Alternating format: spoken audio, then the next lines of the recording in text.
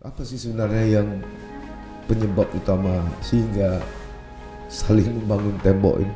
Oh ya, Kenapa itu? sebenarnya kalau mulai dari tembok itu kan, Iya. kalau disebut saling bangun barangkali memiliki sisi motif yang berbeda. Ya, yang nggak ketemunya itu di mana? Ya, nggak ketemunya karena kedua pihak itu kan memiliki narasi yang berbasis pada data masing-masing. Ya, berapa tahun itu polemik itu tadi? Dari catatan yang saya temukan itu tahun 80-an sudah mulai. Ini adalah milik negara. Yang sebenarnya kan dalam bahasa Aceh bolehlah lebih kurang juga baju usaha. Kenapa mesti? Ya, Iya kan? kenapa tidak ketemu? Karena model-model komunikasi yang saya sebutkan tadi itu kan durasi face to face itu sangat sedikit gitu loh.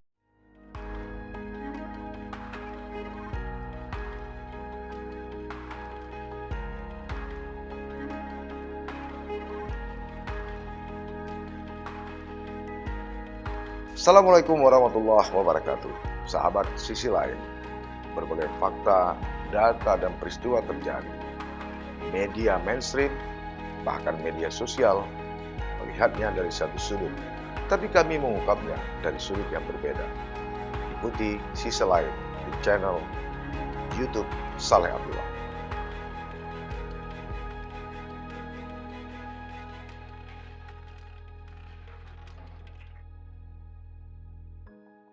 Assalamualaikum warahmatullahi wabarakatuh.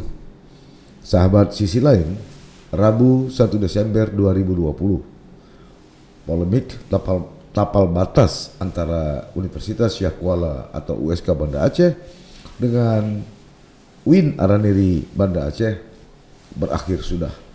Ini ditandai dengan penandatanganan kesepakatan pengalihan status penggunaan barang milik negara yang selama ini menjadi malapetaka dari sumber konflik itu.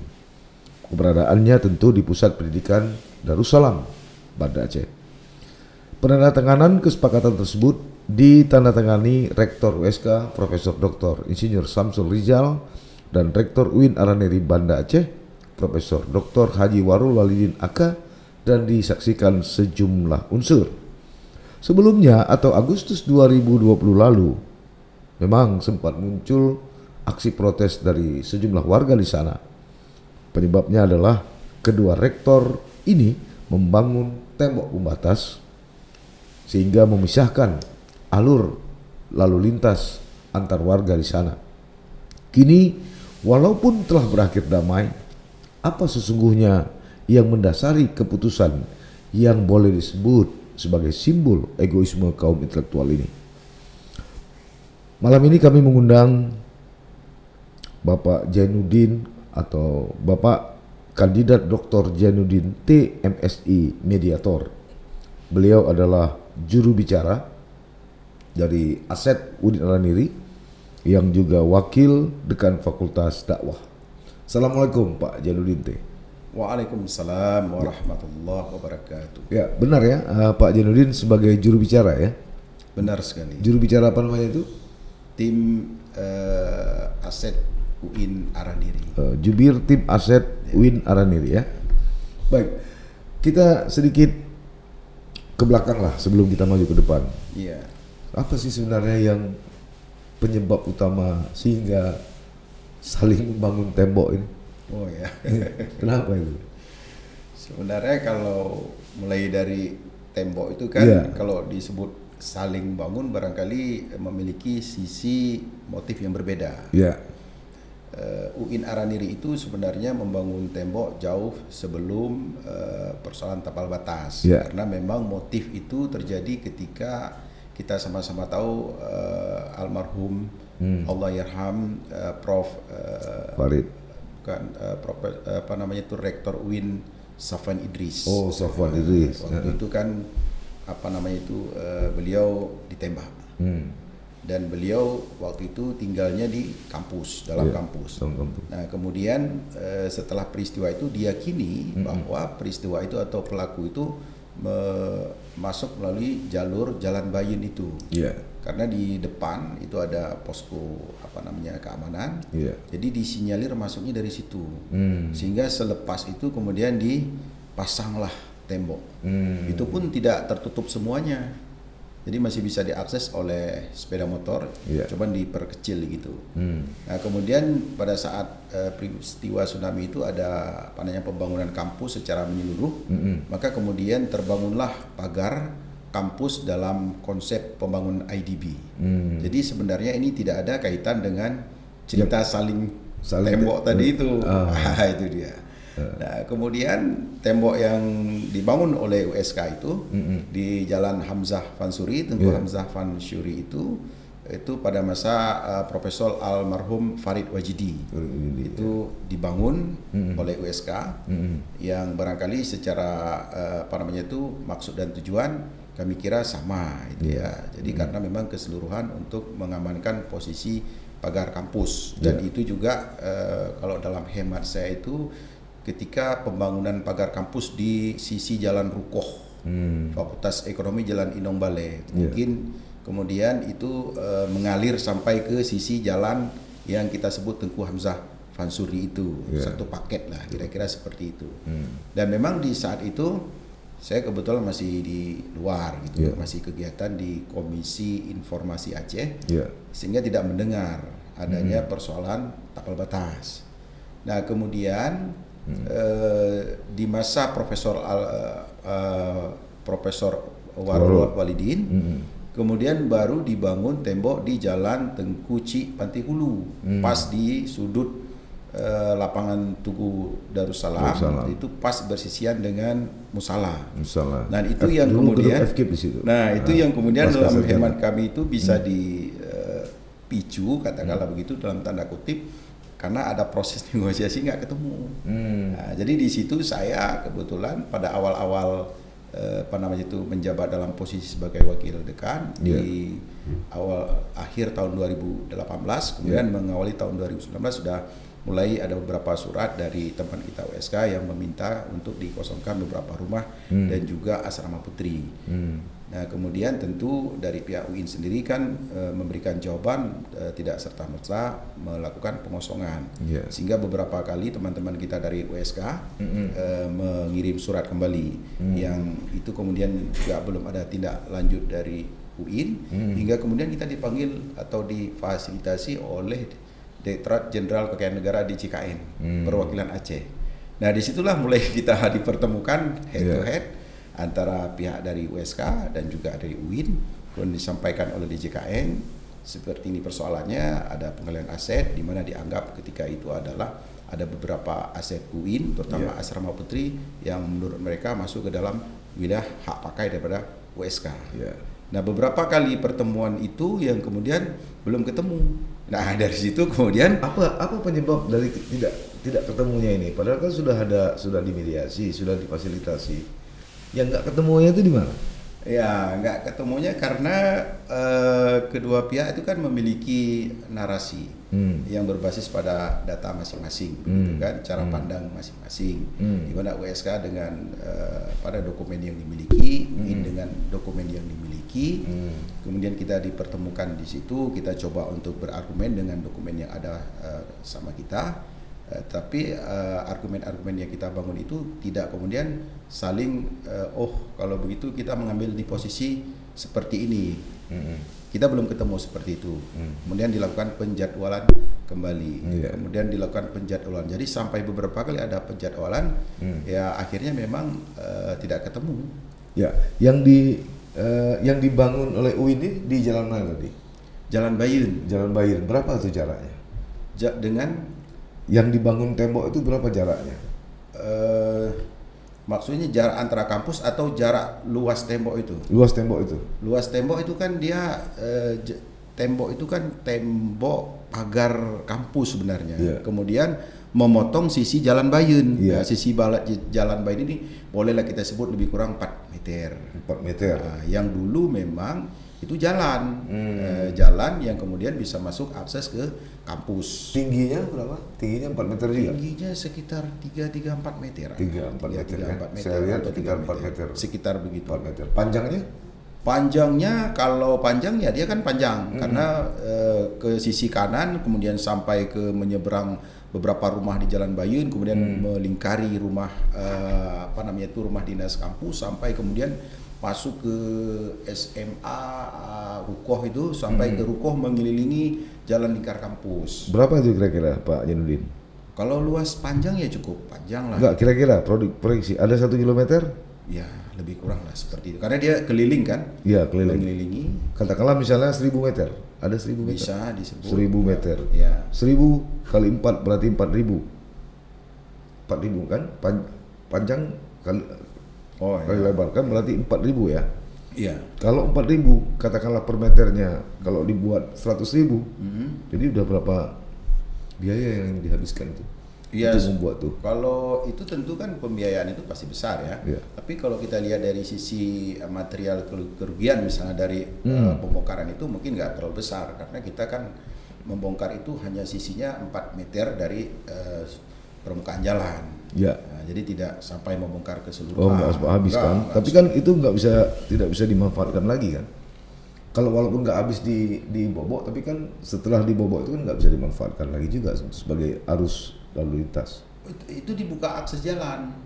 Oh, jadi sebenarnya yang dibongkar itu dimaksudkan untuk bisa akses jalan.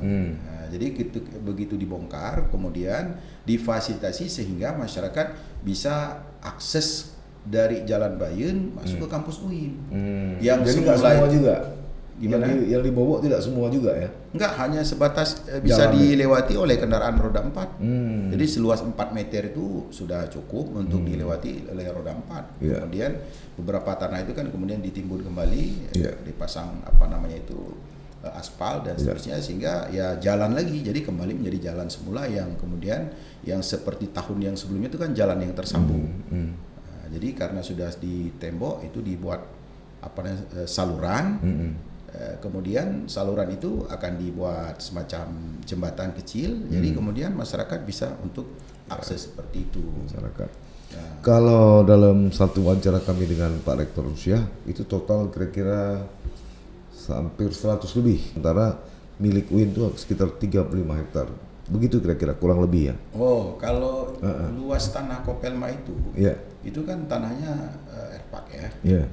Itu dari dokumen yang ada itu 181 hektar. Iya. Dari 181 hektar itu kemudian masuk ke dalam wilayah Unsia itu 145 hektar. Kemudian UIN itu 35 hektar. Nah, sisanya itu sekitar 6 hektar itu dianggap terpakai untuk proyek rumah Aceh.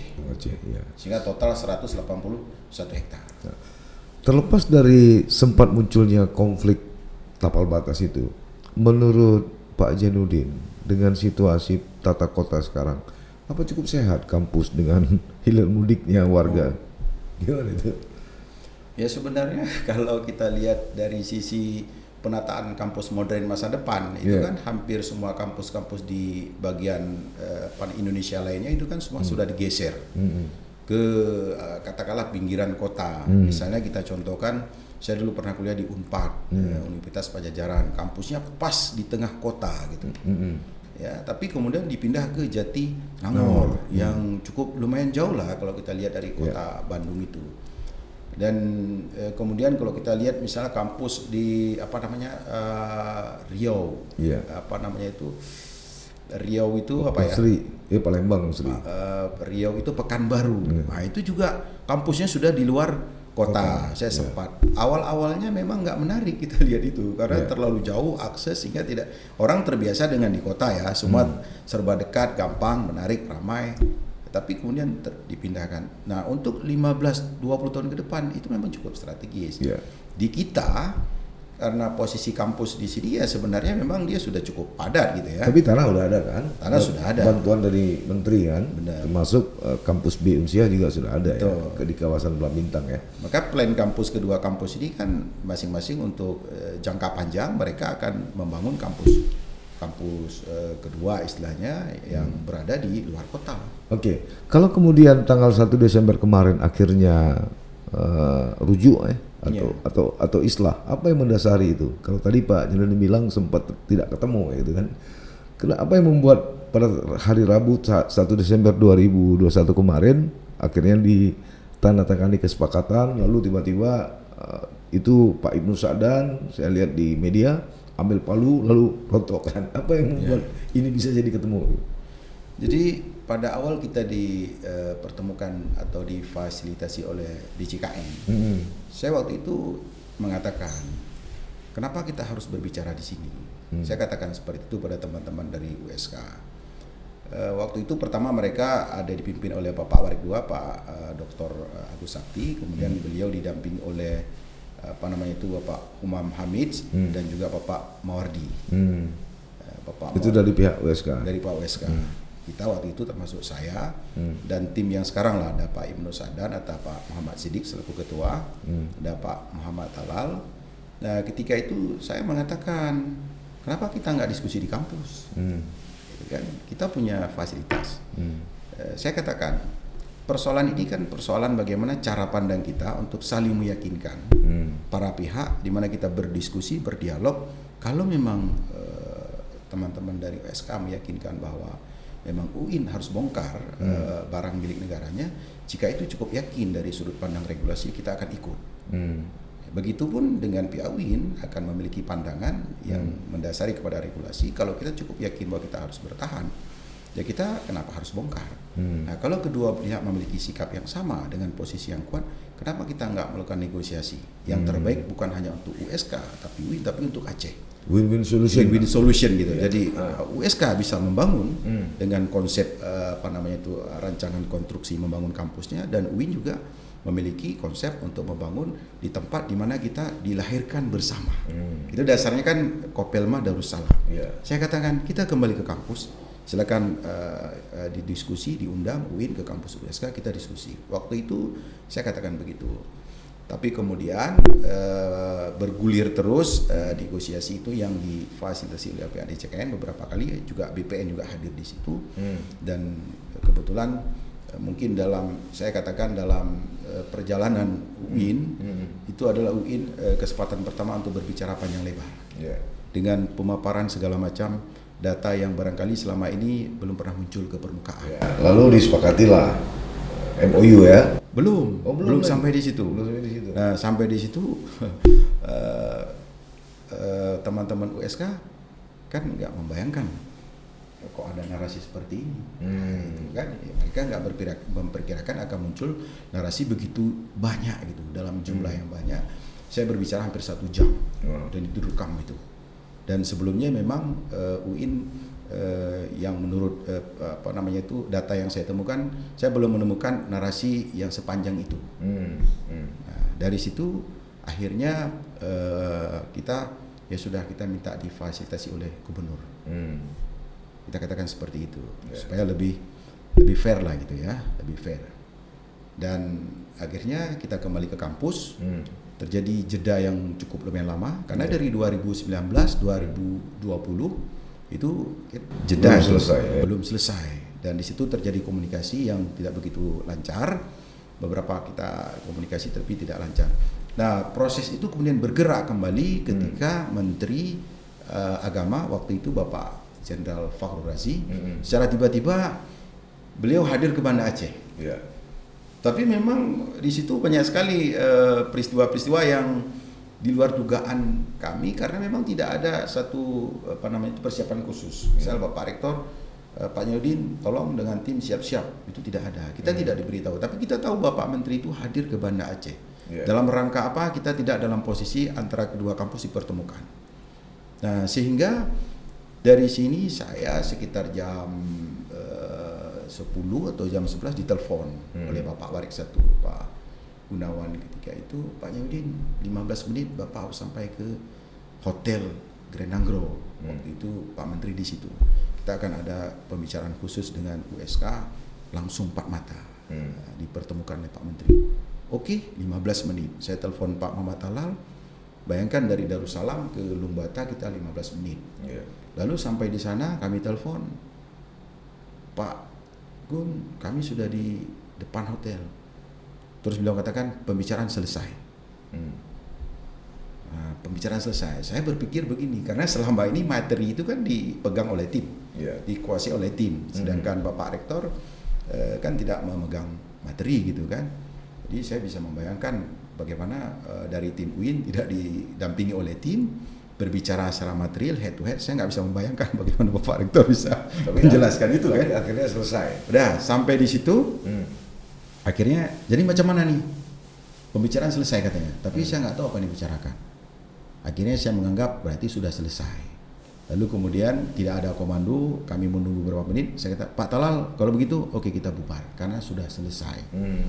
Lalu Pak Muhammad Talal mengambil posisi pulang, saya pulang. Tiba-tiba sekitar jam 4 sore itu ditelepon kembali oleh Pak Rektor. Pak Wardo. Bertemu lagi. Dipertemu. Saya waktu itu sudah dalam posisi pakaian kerja. Waktu itu kan di di Alunaga, Pak Jodin 10 menit harus sampai ke sini asrama haji. Kita ketemu dengan pihak USK. Wah, 10 menit. Saya bayangkan 10 menit harus sampai. Akhirnya saya dengan baju seadanya, dengan pakaian seadanya langsung ke asrama haji. Waktu itu Pak Talal saya telepon, katanya beliau sudah dalam posisi menuju ke tempat untuk antar anaknya itu. Ya, dari proses panjang itu ya, kita persingkat, dari proses panjang itu tentu kan seperti Pak Joni dikatakan tadi, yang menjadi titik temu tanggal 1 Desember itu. Nah, inilah sebenarnya entry point dari cerita ini. Ketika saya ke asrama haji, pas saya sampai, posisi Pak Menteri datang. Ya, kita bisa bayangkan lah seorang jenderal dengan sangat ketat itu. Begitu saya masuk ke rombongan, saya kan tidak bisa karena saya masuk bagian dari orang yang tidak dalam rombongan awal itu. Dengan begitu cepat mereka masuk ke dalam kamar utama di asrama haji. Saya masuk, saya dihambat oleh penjaga. Bapak nggak boleh masuk. Terus saya bilang, saya tim negosiasi dari UIN. Bapak siapa? Saya tim. Oh, Bapak sudah diwakili oleh Bapak Warek 1, karena Bapak Rektor Warek 1, terus dari USK juga didampingi oleh Pak Agus. Nah, saya membayangkan lagi, jadi kan Bapak Rektor dan Pak Gun ini kan tidak memegang materi. Nah, apa yang dibicarakan oleh mereka? Ini yang saya khawatirkan. Karena yang memegang materi kami, materi substansi. Ya, tapi kan hasilnya tanggal 1 kemarin sudah kesepakatan. Belum. Enggak, yang ditandatangani kemarin? Itu justru materinya yang kita rumuskan. Ya, artinya kan kesimpulannya dari semua proses panjang tadi. Bukan yang di pertemuan itu. Jadi waktu begitu masuk, kan saya nggak bisa masuk lagi nih. Kemudian kira-kira 10 menitan, akhirnya mereka keluar. Dan saya tidak pernah tahu apa yang dibicarakan di situ. Apa yang disepakati di hadapan menteri itu saya tidak pernah tahu sampai hari ini. Selepas itu sekitar jam 5:30, kemudian saya sudah galau nih. Karena apa? Karena saya tidak menemukan kesepakatannya apa. Di Grand Nanggro pertemuannya tidak tahu kesepakatannya apa. Kan yang diperlukan sebenarnya kan para pihak ini sudah ketemu apa kesepakatannya. Lalu kemudian pada saat Bapak Menteri ingin tinjau ke lokasi, saya katakan, Pak Ibnu di mobil Raider, silakan Bapak di situ mengarahkan kendaraan, terus nanti dibawa ke asrama putri dan ke tempat yang di tembok itu. Nah, disitulah terjadi pertemuan di mana di hadapan Bapak Menteri, ketika Bapak Rektor USK itu menjelaskan posisi asrama putri, akhirnya saya kan menyanggah seperti yang kita lihat di dalam gambar video singkat itu kan di hadapan Menteri. Mohon izin Bapak Menteri, saya berbicara, dan dari situ kemudian katakanlah semacam head to head lah saya dengan Bapak Rektor USK di hadapan Menteri. Akhirnya Bapak Menteri melihat ini ada sesuatu gitu. Padahal kan di asrama haji kan sudah ketemu gitu, tapi nggak selesai. Ada sesuatu yang memang ini harus dipertajam lagi. Nah, dari situ kemudian Bapak Menteri, kalau begitu kata beliau, jam 2 USK siapkan tim, UIN siapkan tim, baru kita dipertemukan. Nah, jam 2 itulah di tanggal 14 Desember 2020 itu kemudian dipertemukan di asrama haji, di mana Bapak Menteri meminta kepada staf ahli beliau dan juga staf khusus dari Sekjen Kementerian Agama difasilitasi antara tim UIN dan USK. Ini baru kita bicara materi. Kita langsung saja di dalam poin 1 Desember itu apa aja poinnya? Kan Pak Joni tahu pasti. Apa aja itu? Nah, poin 1 Desember itu adalah poin yang disepakati di 14 Desember itu. Apa saja itu? Nah, poin itu pertama asrama putri itu kita bersedia untuk dialih statuskan ke USK. Kemudian pihak USK mengganti tanah atau lahan di bawah asrama putri ke UIN seluas tanah yang tukar guling oleh tukar guling, kira seperti itu ya. Kemudian MES 1, 2 dan 3 yang selama ini adalah bangunan UIN, BMN itu di atas tanah hak pakai Unsia, kemudian dari USK bersedia untuk dilepaskan. Sehingga sejak tahun 92 saya katakan yang polemiknya sejak tahun 80 jadi 40 tahun lah. Jadi MES kita tersandera itu. Mau dibangun tak bisa.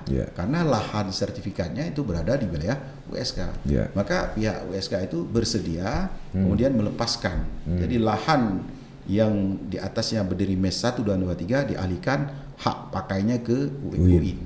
Jadi dengan demikian USK bisa membangun gedung kebencanaan dengan planologi awal di gedung Asrama Putri, jadi mereka bisa terintegrasi dengan bangunan yang sudah ada. Kemudian UIN sendiri MES 1, 2, 3 yang selama ini memang nggak pernah direhab karena nggak bisa, akhirnya kita bisa gunakan untuk kita kembangkan lagi.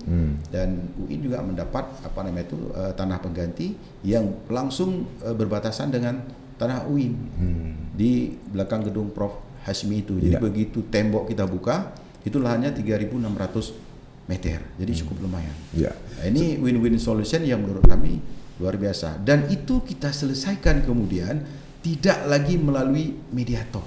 Berapa tahun itu polemik itu tadi? Dari catatan yang saya temukan itu tahun 80-an sudah mulai. 80-an. Berarti lebih kurang hampir 40 tahun. 40 tahun. 1 tahun. 41 tahun katakanlah. 41 tahun. 40 tahun. Ya, sahabat sisi lain, polemik 40 tahun bukanlah jangka waktu yang singkat. Apa yang melatar belakangi semua ini?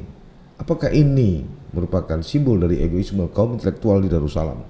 Sebelum kita terima jawaban dari Pak Janudi, jangan lupa di subscribe, ditekan loncengnya, mudah-mudahan akan menjawab. Ya, Pak Janudin. Akhirnya masyarakat berkesimpulan setelah 40 tahun, terlepas dengan kronologis catatan peristiwa yang Pak Janudin katakan, sempat muncul ke permukaan publik bahwa apa yang terjadi sebelumnya ini merupakan simbol dari egoisme kaum intelektual yang ada di Darussalam. Bapak setuju dengan itu? Kalau enggak, bantahannya Pak. Kalau saya setuju aja sih. Kenapa saya katakan setuju? Karena kan yang dibutuhkan sebenarnya itu adalah bagaimana kita membangun komunikasi tanpa harus kita difasilitasi oleh pihak lainnya begitu. Dan itu kemudian kita bisa membangun itu. Saya katakan sama Pak Agus, kenapa nggak kita ketemu langsung, kita diskusi? Dari Pak Janudin katakan tadi begitu sulit komunikasi dari diskusi atau untuk bisa duduk satu meja begitu sulit, padahal kampusnya satu areal, faktor historisnya juga sama-sama mendidik kaum intelektual. Kenapa ini? Kenapa bisa begitu lama? Barangkali strategi cara kita menghadirkan komunikasi para pihak yang berbeda pandang ini juga tidak begitu serta-merta kita menganggap ini adalah yang tepat gitu. Jadi mencoba dengan model seperti ini tidak kelar, kemudian dilakukan dengan model yang juga tidak kelar. Kenapa saya katakan ada model dengan mencoba untuk menghadirkan katakanlah pihak berwenang, misalnya di CKN, itu kan pihak berwenang. Kemudian ada juga model komunikasi yang coba dihubungkan dengan membangun komunikasi di level kementerian begitu. Karena persoalan ini kan sudah masuk ke level kementerian, Kementerian Pendidikan, Kementerian Keuangan, juga Kementerian Agama. Sehingga kita UIN juga disurati, tolong klarifikasi ada persoalan apa ini. Kemudian kami dengan tim, saya kebetulan ada di situ, memberikan jawaban sampai 4-10 halaman gitu. Nah, ini menurut saya adalah sebuah model komunikasi yang sudah dibangun, tapi tidak ketemu. Makanya saya katakan ketika sama Pak Agus kita ketemu aja. Iya, saya ingin tahu persis ini, enggak ketemu itu di mana gitu. Kok masing-masing pihak saling mempertahankan ego gitu. Padahal tanah bukan tanah UIN, tanah juga bukan tanah Unsia. Artinya maksud saya begini, bukan karena ini kan bukan perguruan tinggi swasta, bukan milik pribadi, tapi ini adalah milik negara. Yang sebenarnya kan dalam bahasa Aceh bolehlah lebih kurang, jadi baju saho. Kenapa mesti?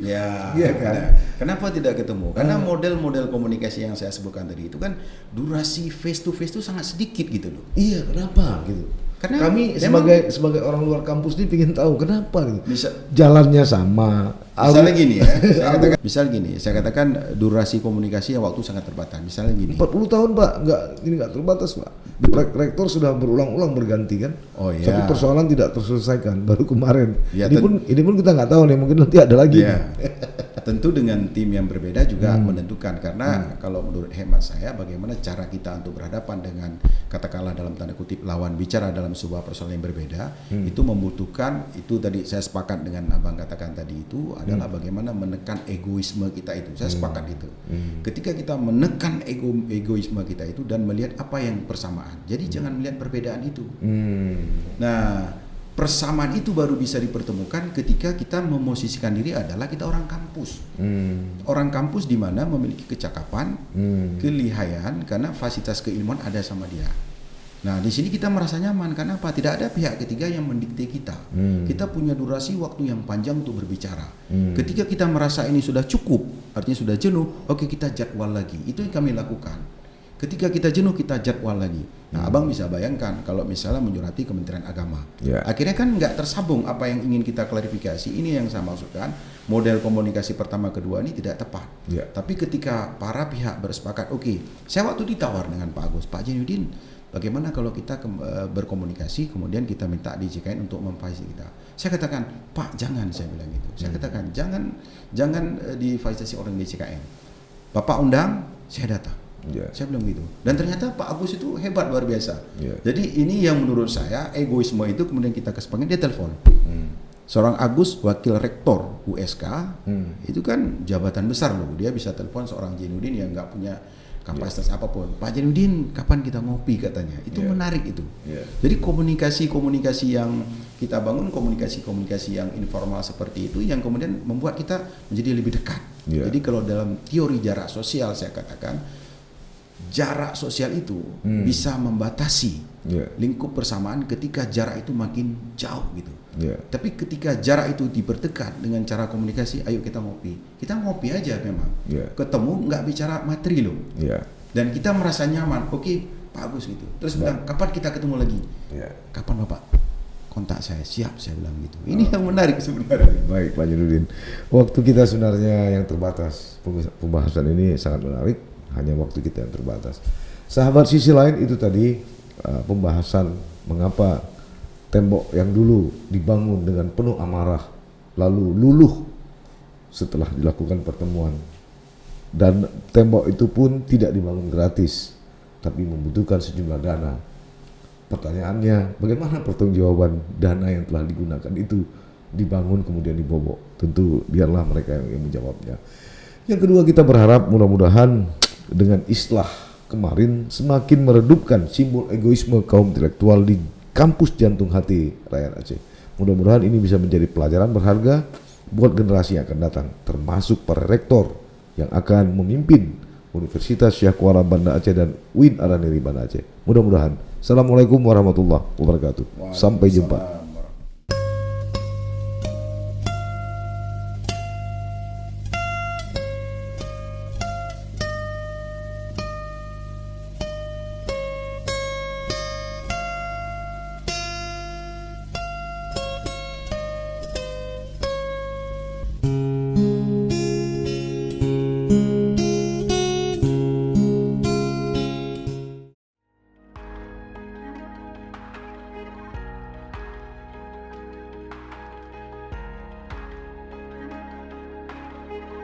Jangan lupa like, komen, dan subscribe.